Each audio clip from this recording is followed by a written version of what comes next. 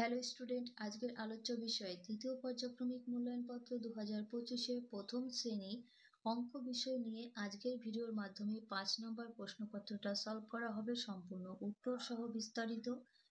তোমাদের প্রত্যেকের ভিডিওটা মনোযোগ সহকারে দেখার জন্য অনুরোধ থাকছে, কারণ এরই মধ্যে থেকে পরীক্ষা আসার সম্ভাবনা প্রবল রয়েছে।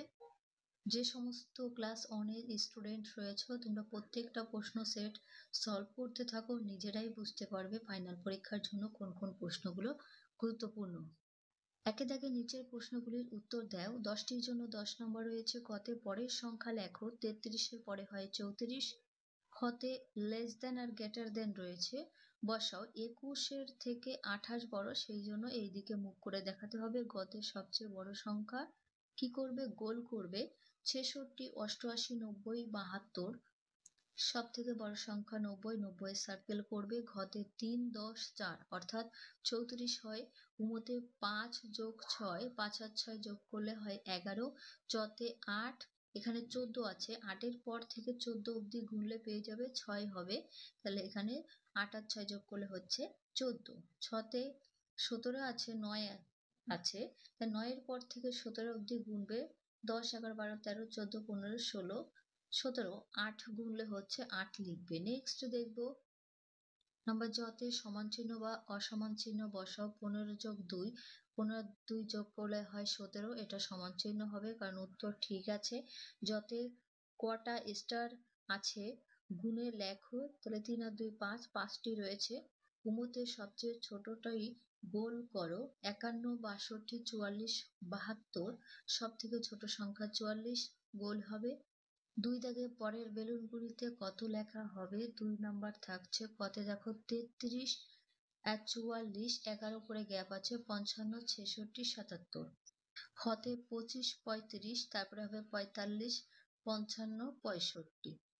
3 দাগে উল্টে দিলে কত হয়? বাড়ে না কমে? 67 রয়েছে, এটাকে যদি উল্টে দেওয়া হয় হবে 76, এটা বাড়বে। খতে 72 রয়েছে, উল্টে দিলে 27 হবে, সংখ্যাটি কমে যাবে।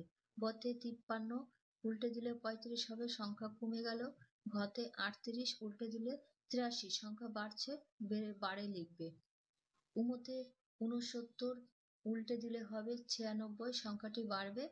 4 দাগে যোগ বা বিয়োগ করলে কত হয়? কতে 65 যোগ 2, তাহলে 67 হবে। খতে 55 যোগ 9, 59 হবে। গতে 72 বিয়োগ 2, 72 থেকে 2 বিয়োগ করলে 70 হয়। ঘতে 58 বিয়োগ 3, 58 থেকে 3 বিয়োগ করলে থাকে 55।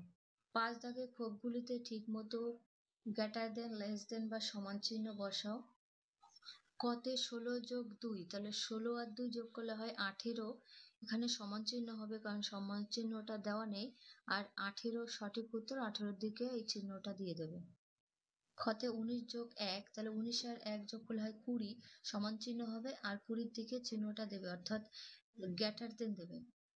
6 দাগে ঠিক মতো 0, 1, 2 এবং একক দশক লেখো, 2 নাম্বার পাবে। 25 রয়েছে, 2টা দশকের ঘরে 5টা এককের ঘরে, দশক একক লিখলে তাহলে 2 দশকে 20 আর এককের ঘরে 5টা লিখে নেবে। 7 দাগে 1 দশক 4 অর্থাৎ 14, দশকের ঘরে 1 বাড়ালে হবে 24, এই দশকের ঘরে যদি আর 1 বাড়ানো হয় তাহলে 2 হয়, তাহলে কত সংখ্যা পেলে? 24 সংখ্যা। 8 দাগে দশক একক, দশকে আছে 4, এককে আছে 9, উল্টে দিলে কত হবে? 94, তাহলে দশকের ঘরে বাড়লো না কমলো? দশকের ঘরে সংখ্যাটি বাড়লো, 9টা দশকের ঘরে থাকলে বাড়লো, এককের ঘরে সংখ্যাটা কি হলো? কমে গেল, কারণ 4 চলে আসলো। 3 নাম্বার পেয়ে যাবে। নেক্সট দেখবো 9 দাগে সবচেয়ে বড় ও সবচেয়ে ছোটটাই গোল করো, হাফ নাম্বার করে থাকছে। এখানে সব থেকে ছোট সংখ্যা হচ্ছে 27, সেটাই গোল করবে, আর বড় সংখ্যা 72। 10 দাগে কোনটি উল্টে দিলে একই থাকে?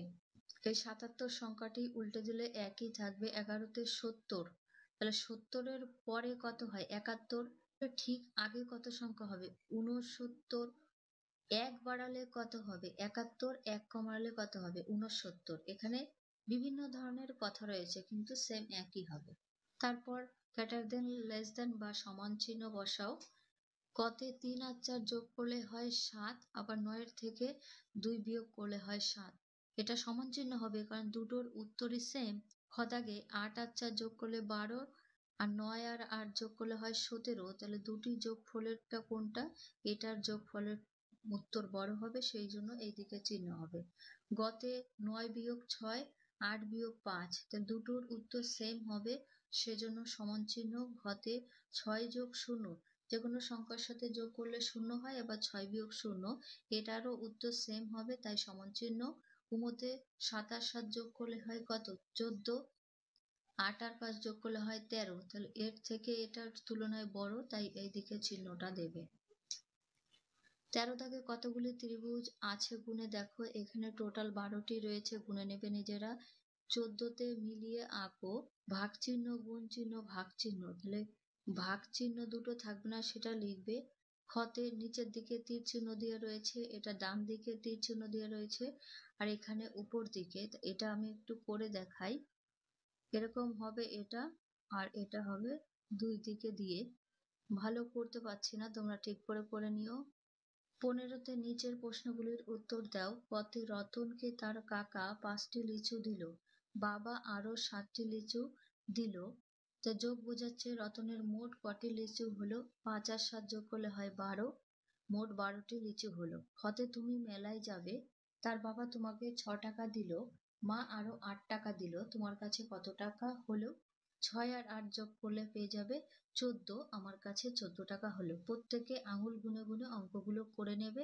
আমি করে দেখাচ্ছি না, করলে ভিডিওটা খুবই বড় হয়ে যাবে, তাই। গদাগে টগর গাছে ৯টি ফুল ফুটেছিল, ৪টি ফুল পড়ে গেল, গাছে আর কটি ফুল আছে? তাহলে ৯ থেকে ৪ বিয়োগ করবে। অঙ্কগুলো এইভাবে নিজেরা লিখে নেবে। ৯ থেকে ৪ বিয়োগ করলে থাকে ৫, গাছে এখন ৫টি ফুল হলো। ঘতে তোমাদের বাগানে ৯টি কলা গাছ ছিল, ৫টি গাছ ঝড়ে ভেঙে গেল, এখন কটি গাছ দাঁড়িয়ে রইল? ৯ আর ৫ বিয়োগ করলে হচ্ছে ৪, এখন ৪টি গাছ দাঁড়িয়ে রইল। উমতে গাছে ৬টি টিয়া বসেছিল, দুদিক থেকে আরো ৬টি করে টিয়া উড়ে এসে গাছে বসলো, এখন গাছে কটি টিয়া হলো? তাহলে আগে ৬টি ছিল, আবার ৬টি করে দূর থেকে এসছে, তাহলে ৬ যোগ ৬ যোগ ৩ ৬ ১৮টি টিয়া হবে। চতে বাজারে গিয়ে তুমি ৪.৫ টাকার চকোলেট কিনলে। কত টাকা? ৪.৫ টাকা, অর্থাৎ ৪ টাকা ৫০ পয়সা। দোকানদারকে তুমি ৫ টাকার নোট দিলে, সে তোমাকে কত পয়সা ফেরত দেবে? ৫ টাকার থেকে যদি ৪ টাকা ৫০ পয়সা চলে যায়, তাহলে থাকে ৫০ পয়সা। ছতে একটি গাছে ৯টি পাখি বসেছিল, ৪টি পাখি উড়ে গেল, ৯ বিয়োগ ৪ সমান ৫ হবে। ৯ থেকে ৪ বিয়োগ করলে ৫ থাকে, নেই। এখানেই ভিডিও শেষ করছি।